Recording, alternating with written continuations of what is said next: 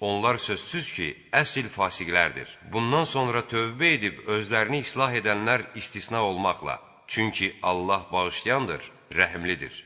Arvadlarına zina isnad edib, özlərindən başqa şahidləri olmayanların hər biri, özünün doğru danışanlardan olduğuna dair 4 dəfə Allahın adı ilə şəhadət verməlidir. 5-ci dəfə, əgər yalan danışanlardandırsa, Allah ona lənət eləsin deməlidir. Qadının da ərinin yalan danışanlardan olması barədə 4 dəfə Allahı şahid tutması əzabı ondan dəf edər. 5-ci dəfə, əgər əri doğru danışanlardandırsa, Allah ona, qadının özünə lənət eləsin deməlidir. Əgər Allahın sizə neməti və mərhəməti olmasaydı, Allah tövbələri qəbul edən, hikmət sahibi olmasaydı, halınız necə olardı?